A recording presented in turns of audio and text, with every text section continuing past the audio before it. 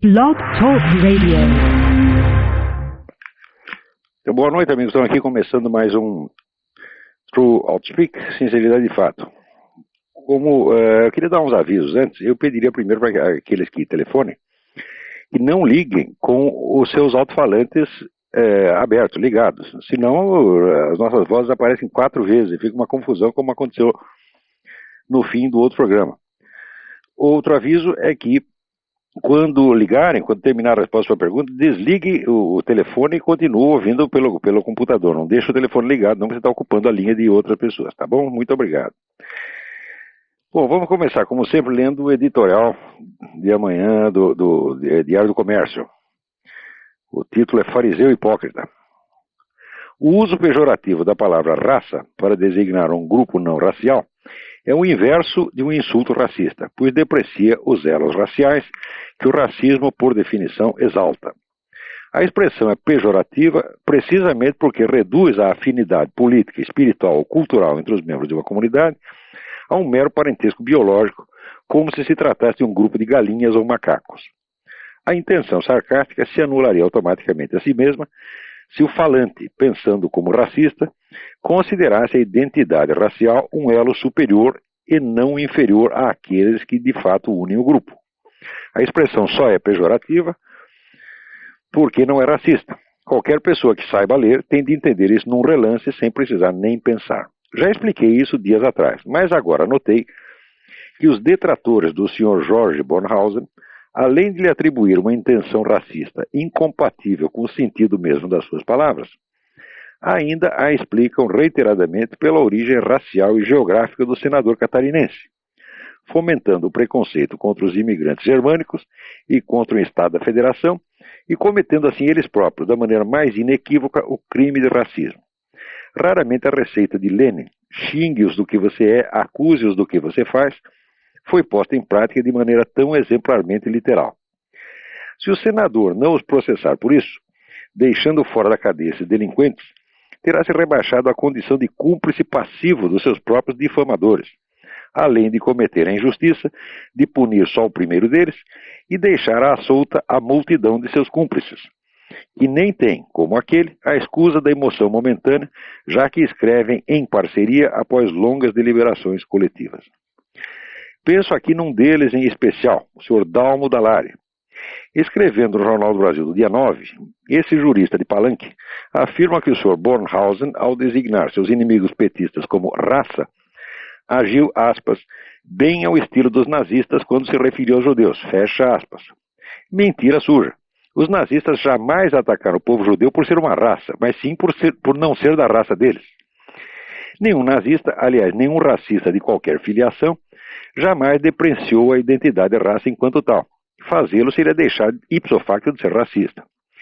E chega a ser comovente que esse coroinha intelectual do untuoso demagogo Dom Paulo Evaristo Arnes, tendo feito carreira na ostentação de catolicismo, rotule de nazista o mesmo giro semântico utilizado por Jesus para qualificar seus discípulos relapsos de raça de víboras. Mas não pensem que a hipocrisia desse fariseu desprezível se contente com isso. No meu próximo artigo comentarei mais 2 ou 3 feitos dele que igualam ou superam os do próprio Marquês de Sade. Aqui termina o editorial, mas eu já posso até adiantar mais ou menos o que vai vir nesse artigo. É que no restante daquilo que escreveu para o Jornal do Brasil, esse senhor Dallari, ele resolve parasitar um tema no qual eu tenho insistido muito, um dos meus temas mais característicos, que é o da ocultação de notícias. E ele, usando esse mote, ocultação de notícias, parasitando a expressão, acusa então a imprensa de ser direitista e ocultar notícias, né, que seriam do interesse da esquerda. E ele dá aqui 3 exemplos. Notem bem que quando eu falo de ocultação de notícias, eu estou falando de ocultação de milhares de notícias da mais alta importância, como o genocídio de cristãos no mundo ou a existência do Foro de São Paulo, que é a entidade mais poderosa da América Latina. O indivíduo usa a mesma expressão, quer dizer, esse tipo parasitário de linguagem bem característica de trapaceiro, e usa a mesma expressão para reclamar que a imprensa não deu 3 notícias. Que notícias são essas? Em primeiro lugar, ele diz, a imprensa não noticiou os manifestos a favor do Emir Sader. Isso é uma mentira calhorda, porque a imprensa toda noticiou isso, fez um barulho dos diabos a favor do Sader. Então o sujeito está simplesmente mentindo, quer dizer, e mentindo e sabe que está mentindo. Porque ele mesmo, como um dos signatários desse manifesto, é impossível que ele não tenha lido isso na mídia. E, em segundo lugar, ele reclama que foi feito esse pessoal de direitos humanos, entre aspas, fez um manifesto a favor de policiais que foram mortos, né, em defesa da honra de policiais que foram mortos por bandidos, etc, etc. E ele reclama, tá vendo? Dizem que nós só falamos mal dos policiais, só perseguimos policiais, mas na hora que nós fazemos um manifesto a favor deles, ninguém notifica. Esse pessoal tem 50 anos de trabalho contra a polícia, 50 anos de defender bandido e criminalizar a polícia. Depois de tudo isso, depois de ter feito campanhas, barulho dos diabos, leis para amarrar as mãos das polícias, entregar os policiais inermes nas mãos de assassinos, daí fazem um manifestinho e querem que seja noticiado. Esse manifestinho não tem importância nenhuma, isso é uma babaquice, tá certo? Isso é simplesmente uma camuflagem, né? Então, assim, no noticiário é porque a notícia é realmente desprezível. Agora, o terceiro é o mais bonito de tudo, porque ele diz, olha, todo mundo denunciou esse caso do dossiê anti-tucano que teria sido comprado pelo PT, mas todo mundo ocultou o conteúdo do dossiê, ninguém revelou. Quer dizer, ele coloca isso como se fosse uma ocultação criminosa. Na verdade, se o dossiê é criminoso, o seu conteúdo é criminoso, e divulgá-lo seria simples. Se a imprensa divulgasse, a imprensa toda estaria cometendo o mesmo crime. E era isto mesmo que esse canalha queria. Quer dizer, ele está reclamando que a imprensa não cometeu o crime de divulgar as acusações contidas num dossiê criminosamente comprado pelo PT à véspera das eleições para prejudicar o adversário. Ora, mas faça-me um favor, e esse sujeito diz que é jurista? Tu não é jurista coisíssima nenhuma da onda lá, tu é um embrulhão, tu é um velho sem vergonha, é isso que você é. Eu desafio você para discutir comigo e provar, tá certo? Essas coisas que você diz que a imprensa ocultou o manifesto pró-Sader, né? Que este manifesto policiais mostra, que a favor dos policiais mostra que vocês nada fizeram contra a polícia ao longo desses 50 anos, e que a divulgação do dossiê criminoso não seria ela própria criminosa. Ora, faça-me um favor, onde é que nós vamos parar? Agora, esse sujeito não apenas posse de jurista, mas ainda era uma das figuras como diz, da igreja, né? Um dos representantes da igreja. Faça-me um favor. Quer dizer, até quando o Brasil vai ter paciência com este tipo de salafrário, de vigarista intelectual barato? Quer dizer, o número dessas pessoas e a cara de pau deles é assim incalculável. Bom, mas para vocês verem que não é só no Brasil que acontece essas coisas. Essa semana aconteceu dois negócios incríveis aqui. O primeiro é que apareceu um professor, ex-professor da North Carolina University, simplesmente pregando que os negros deviam matar todos os brancos. E apareceu na televisão dizendo isso, né? Logo depois, apareceu aqui pela internet, apareceu um link em que se via lá o Nelson Mandela cantando uma musiquinha que também diga para matar todos os brancos. Quer dizer, que história é essa? Agora a pregação de genocídio se tornou, vamos dizer, um direito, né?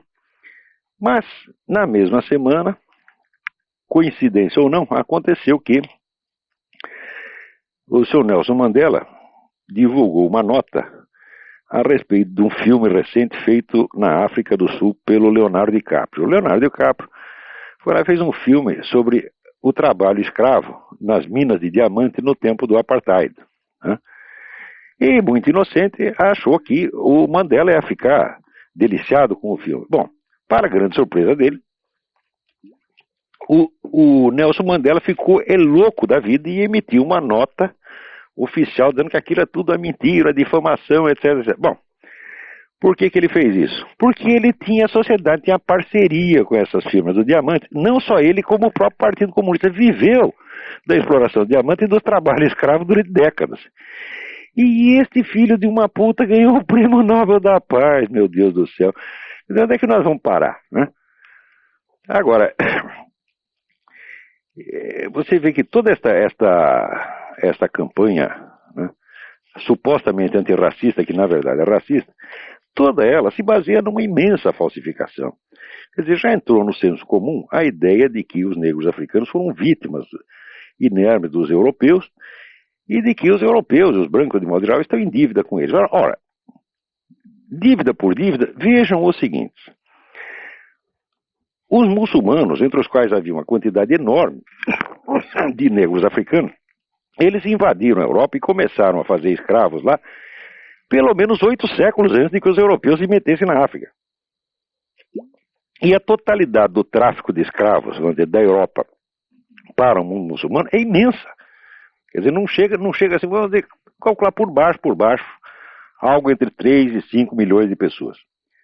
Existem várias fontes para o estudo disso, e uma delas que eu recomendo é o livro do Paul Bepler, B-A-E-P-L-E-R, que se chama White Slaves, African Masters.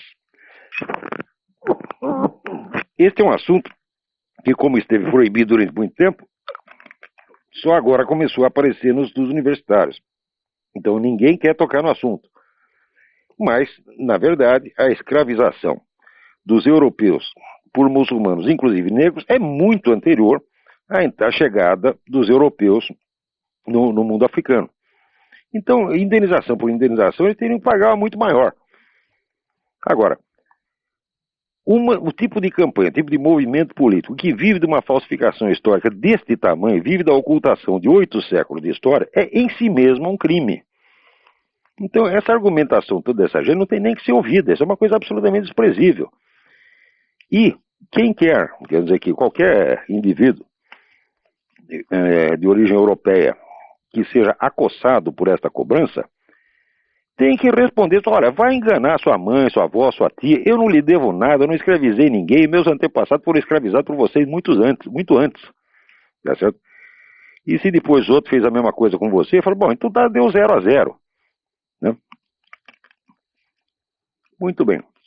Mas, se esse tipo de falsificação fosse somente com relação ao passado, tudo bem. Mas vejam o que aconteceu também nesta mesma semana. No Conselho de Direitos Humanos da ONU, havia lá uma discussão que pretendia emitir uma resolução exigindo do governo muçulmano do Sudão a investigação e a punição dos envolvidos no mais vasto genocídio da atualidade, que é a limpeza étnica promovida pelas milícias muçulmanas com as populações não árabes da região de Darfur, no oeste do país. Parece que o negócio lá já chegou a 200 mil mortos e 2,5 milhões de refugiados. Muito bem, então queria fazer uma declaração exigindo do governo a investigação e punição desses crimes hediondos. A resolução deixou de ser aprovada por 2 votos.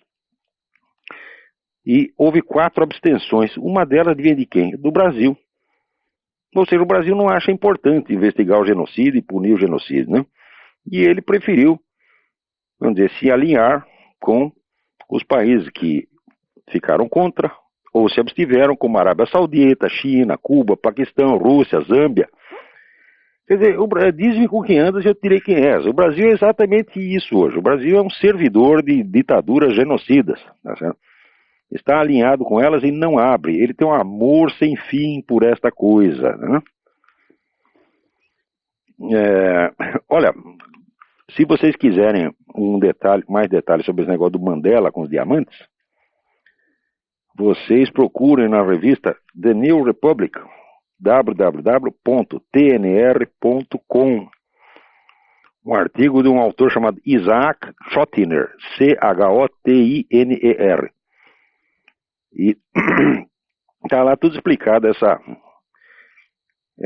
sem vergonhice, tá certo, deste homem que viveu do trabalho escravo e que hoje posa como sendo o grande herói nacional. Ainda na mesma semana, o Ministério das Relações Exteriores emitiu uma nota reclamando das informações difundidas aqui dos Estados Unidos quanto à existência de terroristas na região da Tríplice Fronteira. Ora, mas o que significa uma reclamação? Uma informação, não tem sentido reclamar contra uma informação. Uma informação se desmente com provas. O seu fato é que o Departamento do Tesouro aqui emitiu uma montanha de informações sobre esses canais de dinheiro. E não é só a informação.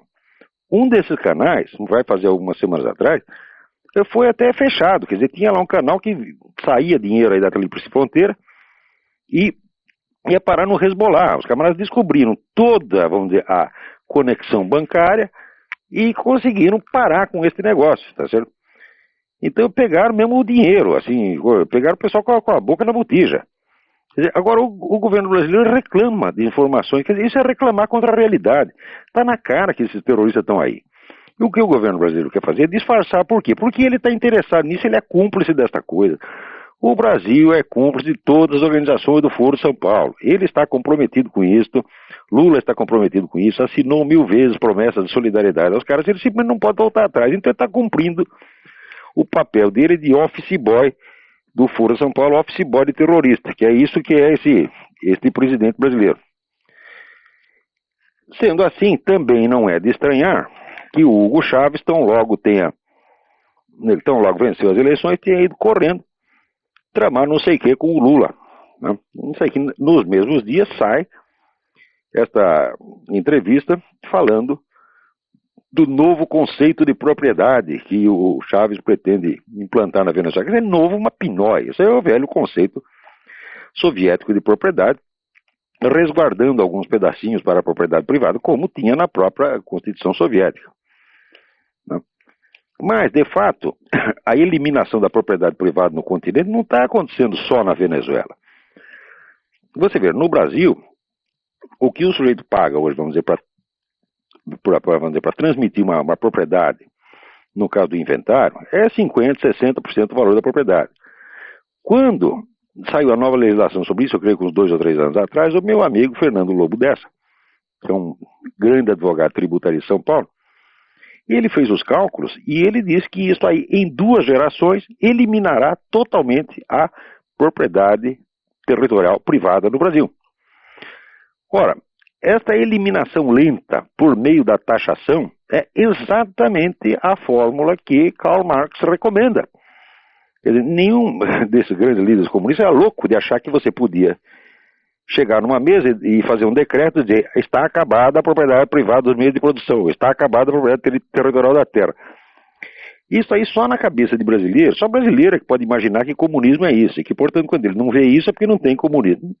Ora, Karl Marx propunha exatamente a taxação progressiva que tornasse inviável a propriedade privada. E isto já está sendo aplicado no Brasil. Quer dizer, por que estão tão assustados com o Hugo Chávez? É só porque o Hugo Chávez dá nome aos bois? É só porque ele diz o que ele está fazendo? Porque no Brasil a pessoa faz uma coisa e diz outra? Na verdade, o sistema brasileiro de eliminação da propriedade privada é muito mais eficiente do que o do Hugo Chávez. É praticamente infalível. E Karl Marx dizia que a eliminação da propriedade privada tinha que ser feita ao longo de muitas gerações. Presta atenção, muitas gerações. Ele pensava umas 7 ou 8 gerações. Ao passo que no Brasil ela já está sendo feita, né, num prazo que vai ser de 2 ou 3 gerações no máximo. De maneira que esses senhores aí que são, né, ricos, cheios de propriedade, etc., que se sentem muito seguros porque dão um dinheirinho pro PT, são todos loucos. Vão perder tudo que tem. E, aliás, merecem mesmo. Porque é um pessoal que não tem vergonha na cara. Porque a riqueza deveria importar certa responsabilidade. No mínimo, se o sujeito é rico, ele tem a responsabilidade de defender as instituições que, por sua vez, protegem a riqueza dele mesmo. Mas eles não querem fazer isso, não. Eles querem empurrar os outros na frente. Né? Quanta gente não diz assim: não, eu tenho muito a perder. Quer dizer, o camarada, porque é rico, ele acha que assim, a fortuna dele vale mais do que a sua vida. Todos eles acham isso. Né? Então, o sujeito não quer se defender a si próprio, ele quer ficar de bem com os dois lados. Né? Assim não dá, pô. Né? Quer dizer, isso é uma baixeza moral generalizada entre a classe rica brasileira, né, que pretende que os outros lutem por ela, mas ela não. Muito bem. Vamos ver o que mais temos aqui essa semana. Essa semana foi extremamente rica. Olha, uma notícia que simplesmente não apareceu no Brasil é essa, de que uma das comunidades mais ameaçadas de extinção dentro da confusão iraquiana são os cristãos. Os cristãos são vamos dizer, apenas 5% da população iraquiana. Mas note bem, eles sendo 5% da população, 40% dos refugiados são cristãos. Quer dizer, realmente está tendo esse pessoal que está, vamos dizer, promovendo a luta contra os americanos e contra o novo governo iraquiano, eles estão fazendo limpeza étnica, estão acabando com os cristãos. E os cristãos estão pedindo, pelo amor de Deus, que sejam recebidos em algum país, né, como refugiados. Não sai uma linha sobre isso no Brasil, que continua posando como se fosse um grande país cristão. Agora, para você ver que nem tudo está perdido, né, aqui houve uma briga muito séria entre a American Family Association e a indústria Ford, porque a Ford decidiu fazer aí, vamos dizer, um sistema de proteção privilegiada ao movimento gay, tá certo? Então, vamos dizer, para cada carro que vendia, X% ia lá para o movimento gay, era um montão de dinheiro. E, evidentemente, a Fundação Ford, se você apresenta um projeto cristão, não sai um tostão. Se um projeto conservador, não sai nada. Mas se você chegar e apresentar um projeto bem comunista, eles dão todo o dinheiro que você queira. Muito bem, chegou uma hora que a tal da American Family Association decidiu fazer um boicote da Ford. E espalhou, né, não só entre seus membros, mas entre vários grupos evangélicos, conservadores, etc., um apelo: não compre mais da Ford. Resultado, passou uns meses, as vendas da Ford caíram em 11,6%. E a empresa teve um tamanho prejuízo que calcula que não vai se recuperar antes de 2012. É claro que não foi só o boicote que causou isso, mas o boicote entrou nisso por uma boa proporção. Então, a American Family Association já diz: olha, se você parar de dar tratamento privilegiado para os gays, se você tratar todo mundo com mais justiça, né, nós vamos parar o boicote. Eu acredito que a Ford vai acabar afinando, como vários grupos, né, afinam aqui. Recentemente o Walmart também havia... O Walmart é uma coisa terrível, porque o pessoal da esquerda quer acabar com o Walmart. Então estavam fazendo uma campanha contra ele, alegando negócio de leis trabalhistas, essa coisa toda. Mas era um negócio de uma violência atroz. Daí o Walmart apelou para os seus clientes, né? Dizendo: não precisamos de apoio, etc. Eu, até assinei um manifesto em favor do Walmart. O Walmart é uma coisa espetacular, né? As coisas são vendidas a preço de banana lá, quer dizer, o Walmart é o mercado preferencial do João Ninguém, né? Então quem tem pouca grana tem que comprar no Walmart. A existência do Walmart, para a população de renda mais baixa aqui nos Estados Unidos, é uma bênção, né? Então assinei lá um manifesto em favor do Walmart. Passa 2 ou 3 semanas, entra o Walmart nessa campanha sórdida de eliminar a expressão Merry Christmas e botar só Holidays. Daí, evidentemente, também a mesma entidade, American Family Association, ameaçou de fazer 2 dias, notamente, 2 dias de boicote ao Walmart. Seria uma quinta e um sábado. Então, dizendo: não compro no Walmart nos dias tais. Chegou na véspera do boicote, o Walmart já afinou: não, pelo amor de Deus, Merry Christmas para todo mundo. Então, às vezes, esse ativismo, quando a gente diz um basta, funciona. Mas não pode ser só na base da discussão, na base do bate-boca, da guerra cultural. Não, tem que ter uma ação efetiva que doa no bolso, tá certo? Agora, campanhas como essa não funcionam por quê? Porque ao longo dos últimos 30 anos, né, entre a população que vai de 18 a 25 anos, o número daqueles que se dizem esquerdistas, ou liberals, como se diz aqui nos Estados Unidos, caiu em 12%, ao passo que o número daqueles que se dizem conservadores cresceu 143%. Quer dizer, o movimento conservador está num crescimento tremendo aqui. E não se deixem iludir por esse recente resultado das eleições, porque o Partido Democrata, na hora H, apelou ao expediente de pegar candidatos conservadores. Né? E o partido que faz tanta aquela campanha contra a teocracia, um dos candidatos de mais sucesso foi um candidato índio que eles lançaram, né? E o índio é tão conservador que ele já começou o discurso dele dizendo: eu agradeço ao meu Senhor e Salvador Jesus Cristo, etc. Quer dizer, isso aí seria, um pouco tempo atrás, seria anátema no Partido Democrata, mas agora eles precisam de conservadores para eleger. Então, saiu aqui no Limbaugh Letter, que é o boletim do Rush Limbaugh. Rush Limbaugh é aquele radialista que tem 38 milhões de ouvintes diários. Ele saiu aqui a lista dos chamados neodemocratas, né? Por exemplo, tem aqui o senador Jim Webb. O senador Jim Webb aqui da Virgínia. Ele venceu, né, venceu a eleição para senador aqui. Democrata. Só que ele foi secretário da Marinha do governo Reagan. E é um nitidamente chamado conservador social, quer dizer, um homem a favor dos valores cristãos, etc. E mais ainda, ele é pró-armas, a favor da liberação das armas. Ele gosta tanto de armas, é tão a favor do direito de portar armas que ele deu uma arma de fogo para o filho dele de 8 anos. Quer dizer, quando se veria um sujeito desse ser eleito no Partido Democrata uns anos atrás? Não tinha essa gente, né? Daí está aqui, ó, Bob Casey, da Pensilvânia, é um dos líderes do movimento anti-aborto.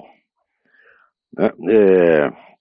E assim tá lá a lista no boletim do Limbaugh. Então, o que o Partido Democrata fez? Decidiu parasitar o prestígio dos conservadores. Só que isto é uma coisa muito canalha.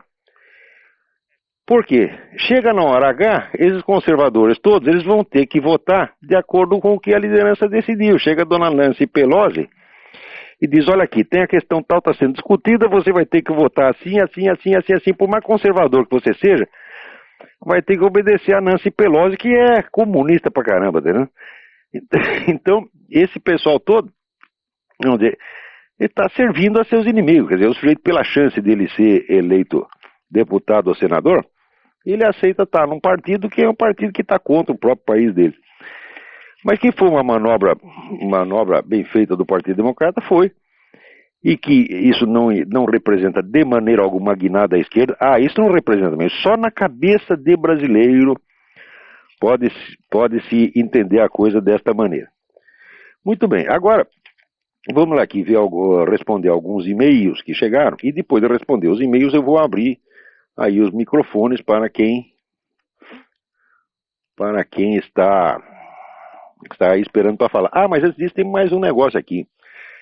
Dentro, vamos dizer, desta imensa esse projeto de nova civilização mundial que esse pessoal da ONU e os Rockefeller, essa gente toda está implantando no mundo, é preciso ver que tem aí, vamos dizer, está embutido não só uma neutralização das soberanias nacionais, mas também, vamos dizer, uma modificação do panorama moral e religioso do mundo, com uma reforma tão radical, que tudo que antigamente era considerado contra valores ou antivalores, agora vão ser os grandes valores que estão, vamos dizer, orientar a vida das pessoas. Né?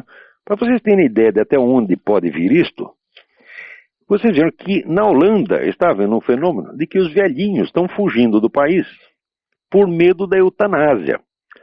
Porque tem havido muito caso de eutanásia lá, e na maior parte dos casos, quem pede para o doente terminal ser liquidado não é ele, não, é a família. A família está com o saco cheio de sustentar o velhinho, simplesmente manda matar. Né? Então está havendo uma debandada de anciãos da Holanda. E, note bem, a eutanásia, como o aborto, né? Por enquanto a ONU aqui faz campanha a favor das duas coisas. Atualmente ela já está criminalizando a resistência ao aborto. Logo estará criminalizando a resistência à eutanásia. Mas antes mesmo que a ONU faça isso em escala mundial, o governo da Inglaterra já decretou que se o médico é ordenado a fazer uma eutanásia e se recusa, ele pode ir para a cadeia.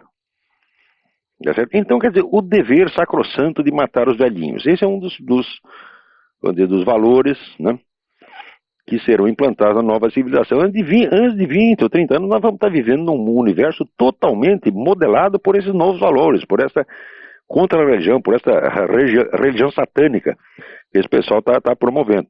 Para isso, por exemplo, no Brasil já vão fazer agora, está anunciado aqui, já deve ter sido, o primeiro Fórum Espiritual Mundial. Foi realizado de 6 a 10 de dezembro na cidade de Brasília. Brasília já é a capital universal da macumba, né? Então é um bom lugar. Eu não sei o que deu esse Fórum Espiritual Mundial. Começa pequenininho, isso aí não teve muita repercussão, mas logo isso aí vai ser um acontecimento de grande envergadura. E os fundamentos da nova civilização, né, serão aí plantados, né, para que os grandes gênios que vão iluminar a humanidade do futuro, a nova religião, tá aí o Leonardo Boff e outros desta mesma raça de filhos da puta, tá vendo? Então, também nesse mesmo sentido, né, a Câmara aprovou o projeto de lei que torna crime a discriminação ou preconceito contra pessoas por sexo, gênero, orientação sexual e identidade de gênero. Ora, mas quem é que define o que é o preconceito? Qual é o limite da coisa? São eles mesmos que definem. Isso quer dizer que você simplesmente dizer que não gosta, tá certo? Ou dizer que é contra, vai ser crime. Você simplesmente não pode ser contra, você é obrigado a ser a favor.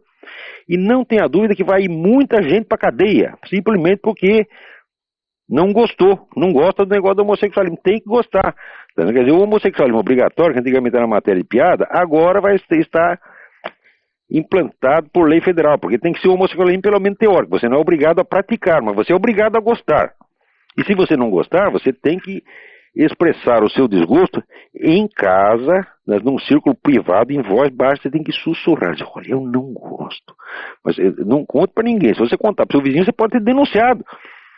E daí você vai, sim, não estou brincando, não estou brincando, não estou pensando que eu estou fazendo piada.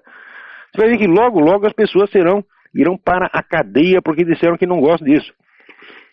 Então, quer dizer, olha, para mim a coisa mais absurda do mundo, o simples fato de haver uma política, um movimento político baseado numa preferência sexual já é uma coisa absurda. Né? Por que não tem um movimento em favor dos sadomasoquistas? Tá certo? Um movimento em favor dos pedófilos já tem. Tá certo? Já tem aqui nos Estados Unidos, tem na Holanda, tem na Inglaterra, né? E vão não só legalizar a pedofilia, mas vão criminalizar a oposição a ela. Pode ter certeza disso. Isso não vai passar 5 ou 6 anos que isso aconteça. Quando eu faço essas previsões, não são previsões, não é previsão, não é eu que estou prevendo. Isso está no programa dessa nova ordem mundial. Está anunciado. Nós faremos em tanto tempo. E eu apenas estou dizendo onde é a coisa conforme. Estou vendendo o peixe pelo preço que eu comprei. Muito bem, vamos responder aqui alguns e-mails. Tem uma pilha de e-mail aqui. Eu gostaria imensamente de responder todos, mas vou ter que pegar aqui. Olha aqui. Giovanni T. Cruz pergunta: qual a situação do Partido Comunista nos Estados Unidos? A pergunta é interessante, porque você vê um tamanho crescimento da esquerda aqui, vamos dizer, um poder tão grande da esquerda aqui, naturalmente surge essa curiosidade. A resposta é a seguinte. O Partido Comunista dos Estados Unidos sempre foi muito pequeno. Ele, em matéria de número de membros, eu acho que ele não chegou a 80 mil na sua fase mais áurea. Por que foi assim? Porque já nos anos 30, o Stalin fez uma estratégia diferenciada para o Partido Comunista americano.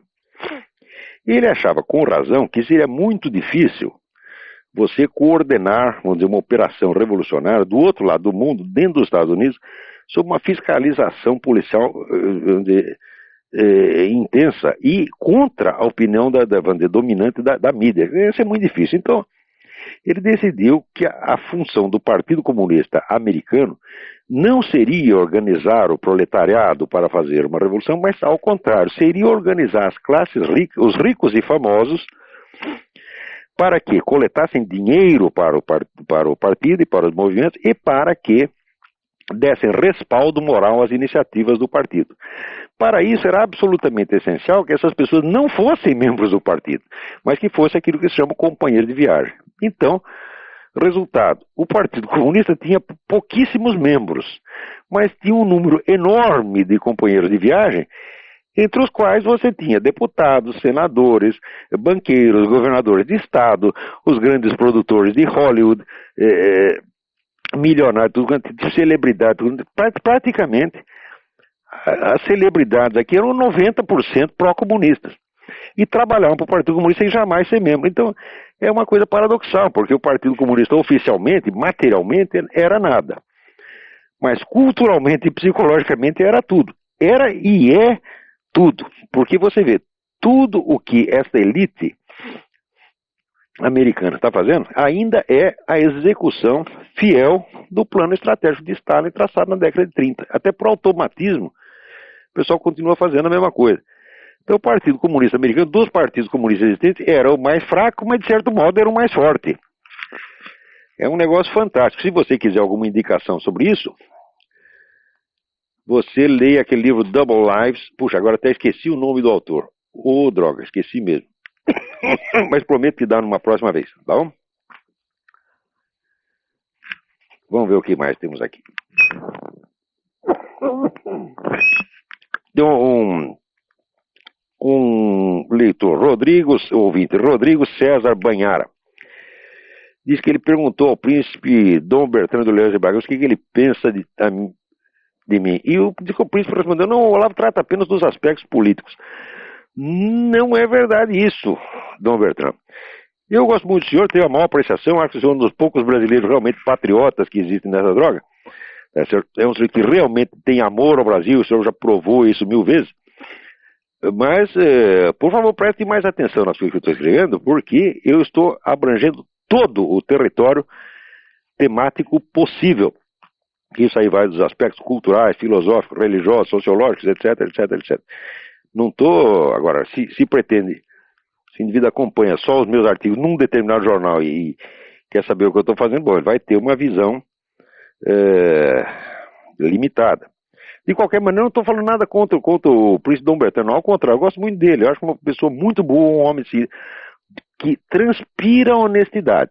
E mais ainda, é o brasileiro que eu conheço que mais conhece o Brasil. Ninguém estudou os problemas brasileiros como o Dom Bertrand. Você pega ele e pergunta sobre qualquer coisa. Diz: olha, eu quero saber aqui como é que é a economia da plantação de abobrinha em São Tomé das Letras. Ele sabe tudo. O homem é muito impressionante. Faz tempo que não existe mais brasileiro desse tipo. Antigamente tinha aqueles camaradas entusiasmados pelo Brasil que estudavam tudo. Ele é um deles. Muito bem. Agora, aqui o Gustavo Loureiro pergunta o que eu acho desse negócio de ser assaltado ministro supremo do Tribunal Federal. Fala: daqui a pouco o Gilmar Mendes foi assaltado. Fala: é ótimo, tem que assaltar todos, tem que assaltar os ministros do Tribunal Federal, tem que assaltar os deputados, tem que assaltar o presidente da República. Daí quem sabe a pessoa entende o que está acontecendo nesse país. Porque enquanto quem está sendo assaltado é o Zé Ninguém e esse pessoal está muito confortável lá em Brasília, né, eles não percebem, quer dizer, que a importância do problema. Eu acho que esse problema de violência no Brasil ultrapassou de há muito a margem do tolerável. Né? Um país que tem 50 mil homicídios por ano não tem nenhum problema mais grave. Né? O Lula disse que o Brasil nunca teve nenhum problema além desse das aeronaves. Fazia tempo que o Brasil não tinha um problema. Mas que idiota. Idiota não, esse sujeito é cínico. Muito bem, vamos lá. Aqui, Leandro Nascimento Mantal, de Curitiba. Escreve que está procurando meu livro Imbecil Curitiba, mas não encontra. Leandro, se você for à livraria do Chaim, que é a livraria mais famosa de Curitiba, ele tinha lá um montão de exemplares do Imbecil Coletivo. Você vai lá e encomenda porque acabou de sair uma reedição pela Realizações. É impossível que ele não tenha. Vamos aqui. Cassiano, não sei de onde, pergunta: queria saber quais as principais influências que o senhor recebeu de Max Scheler e Ortega y Gasset. Isso é muito fácil. Quer dizer, com o Max Scheler eu peguei sobretudo a ideia da sociologia do conhecimento, que foi ele o verdadeiro criador. Depois a ideia foi explorada pelo Karl Mannheim, mas a ideia mesmo foi do Max Scheler, e todos nós temos uma dívida com ele. E do Ortega y Gasset eu peguei sobretudo esta ideia de que a filosofia deve se articular muito em torno da vida pessoal do próprio filósofo. Quer dizer, a vida pessoal do filósofo é uma interpretação que ele dá à sua filosofia. Né? E isto porque Ortega y Gasset dizia que esta forma de existência tipicamente humana, que é ter uma biografia, quer dizer, ter uma vida contável, narrável desde a primeira pessoa, é um dos eixos articuladores da filosofia. Eu também acho que é. Eu não acho que é o eixo central, como ele diz, mas eu acho que é um dos eixos. E eu acho que a filosofia que não se justifica na vida pessoal do filósofo é porque ele não acredita nela. E se ele não acredita nela, por que nós deveríamos acreditar? Né? Eu acho assim que você pode admitir que o indivíduo tem uma teoria científica na qual ele só acredita quando ele está trabalhando no laboratório, mas que não tem importância vital para ele na sua vida diária. Mas uma teoria filosófica, não. A teoria filosófica é a interpretação da própria realidade existencial na qual ele está. Quer dizer, então, a obrigação número 1 do filósofo é acreditar naquilo que ele mesmo está dizendo. Outra pergunta, aqui tem um ouvinte, Walter. A ideia do governo central não ser um legado degradado à tradição teocêntrica comum às grandes religiões?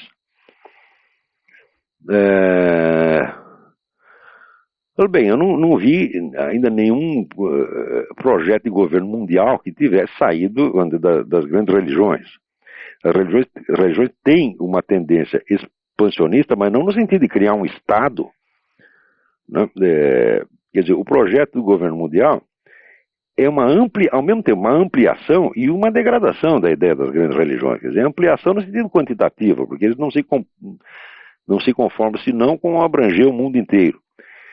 E uma degradação, por quê? Porque a ideia do governo mundial, junto com todo o projeto humanista, materialista, etc., que está envolvido, é a ideia de cercar o horizonte humano e, como diz, expulsar a transcendência. Não tem mais transcendência, só tem imanência. Só existe o mundo sobre o qual o Estado tem alguma jurisdição. O resto não existe. E muito bem. Puxa, tinha tantos e-mails interessantes aqui, meu Deus do céu.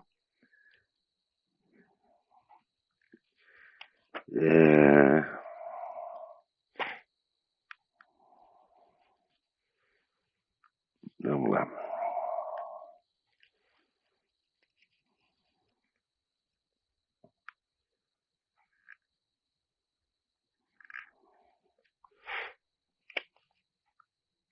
Gostaria de tá aqui. Ademar Maranhão. Gostaria de parabenizar por sua iniciativa com o talk show. Ouvi a gravação, achei fantástico. Por isso, muito obrigado.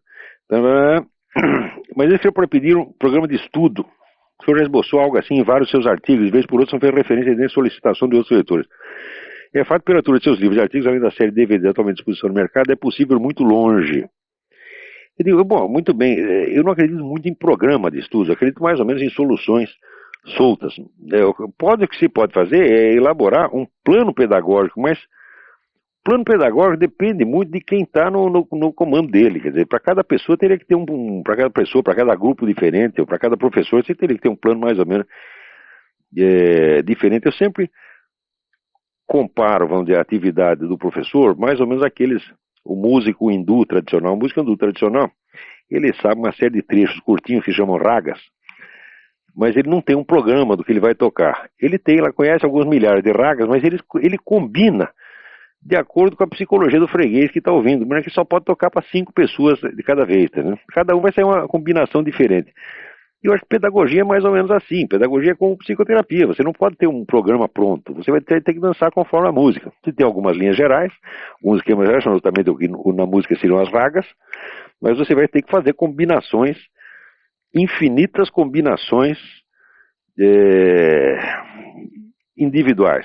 De qualquer modo, eu continuo trabalhando nisso e se eu não posso te prometer um programa, mas vou continuar dando sugestões para isso, seja através dos artigos, seja aqui. Já estou vendo que vou ter que ampliar de alguma maneira a duração deste programa, porque já está sobrando e-mail aqui. Alguém pergunta que no caso dessa ascensão da esquerda, o senhor acredita que podemos passar, que o continente latino-americano pode passar um embargo econômico ou sofrer uma represália socioeconômica? Mas de jeito nenhum.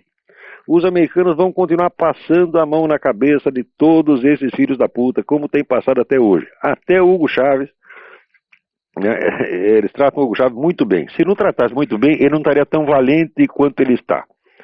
Você pode ter certeza que se ele se permite ficar falando assim dos Estados Unidos, é porque está garantido que os Estados Unidos não vão fazer nada contra ele. Nem tem por que fazer, na verdade. Agora, Arthur Hens. No programa foi dito que o Concílio Vaticano foi um dos responsáveis pela crescente penetração marxista nos meios culturais. De fato, o Concílio não condenou o comunismo quando poderia e deveria tê-lo feito. Tem toda razão, foi exatamente isso. Você vê, se você lê os anais do Concílio, as atas do Concílio, você vê que o Concílio examinou todos os problemas do universo, exceto um, o comunismo. Quer dizer, depois está cheio de males, mas o comunismo não é um deles. E não analisou por quê? Porque estava comprometido a não fazê-lo. Para que o governo soviético autorizasse a participação de 5 bispos ortodoxos no concílio, que não tinha importância nenhuma, porque eles foram lá só para assistir, ficaram quietos, a igreja topou esse negócio de não falar nada do comunismo. Isto foi um crime, e enquanto o Vaticano não se penitenciar ter feito esse crime, a igreja vai continuar decaindo, tá certo?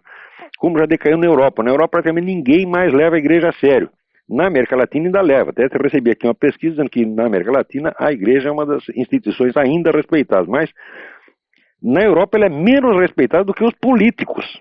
O pessoal considera que política é mais sério do que a igreja. Digo, é claro, é mais sério do que a igreja mesmo, porque a igreja que é capaz de assinar esse pacto de Médici e se vender o comunismo desse jeito, acabou com ela mesma, cuspiu na própria cara, cuspiu em Jesus Cristo, cuspiu em 2000 anos de fé, e tem que se penitenciar disso o mais rapidamente possível.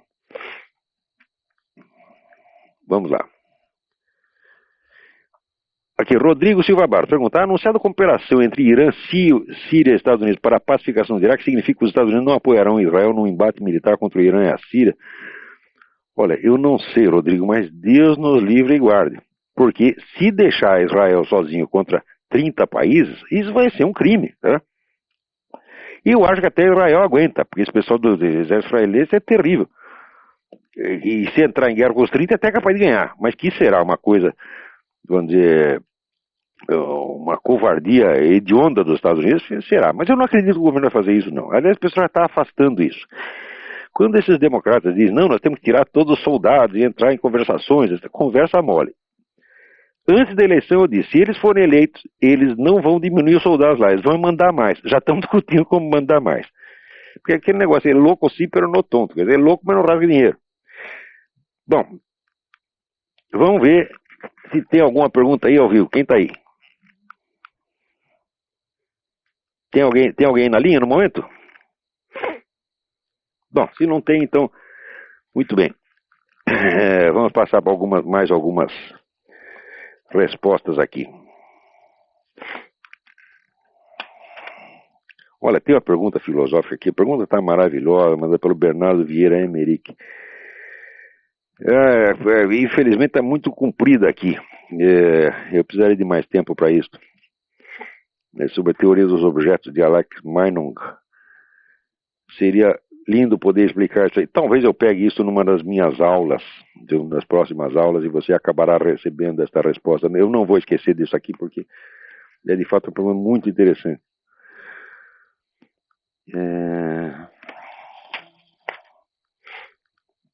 Vamos ver o que mais.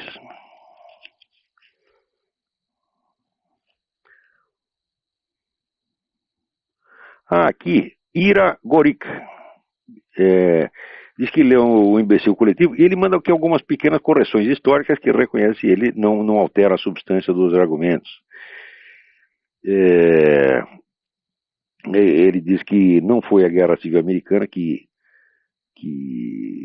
começou a atacar populações civis, e que os gregos já faziam isso na Guerra do Peloponeso, que não foi aí diz que não foi a Grã-Bretanha que iniciou o bombardeio das sistemáticas populações civis, que foi a Alemanha já tinha feito a mesma coisa. Olha, qualquer que seja o caso, obrigado por essas dicas, eu vou tentar corrigir no livro. Mas se não der para corrigir, bom, isso aí não vai alterar Agora já saiu a segunda edição, talvez uma terceira possamos corrigir. Mas isso aí, como diz você mesmo, não altera, não invalida, né, a linha geral dos argumentos. Tem alguém na linha, vamos ver. Alô? Alô? Alô? Olá. Sim, quem está falando? É Marcelo. Oi, Marcelo, tudo bem?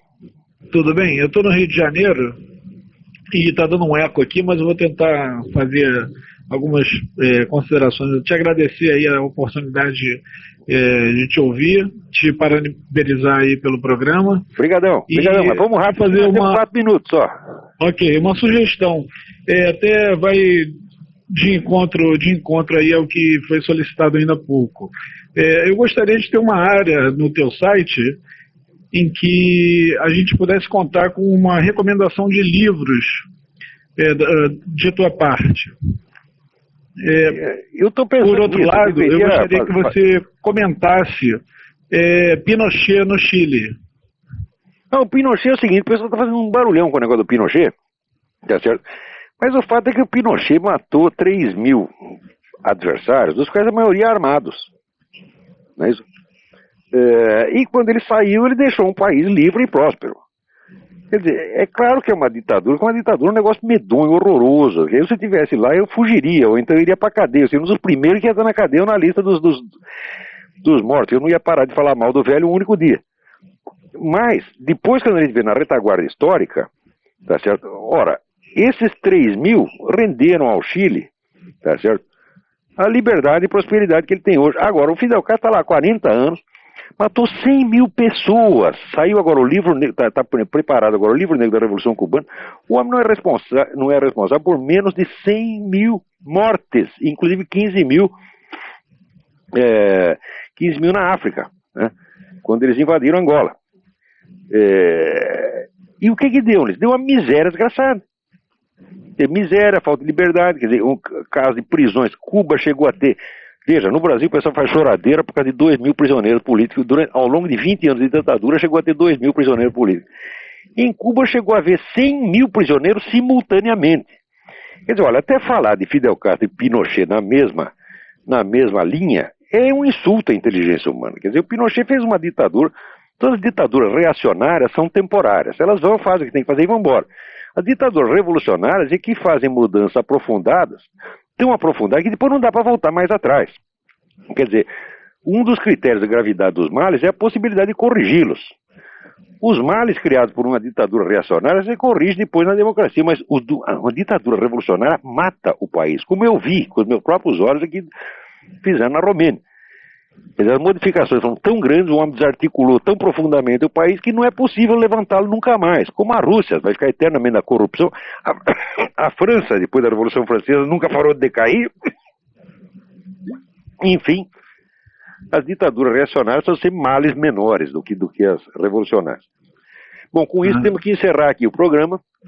Muito obrigado a todos e até a semana que vem. Obrigado.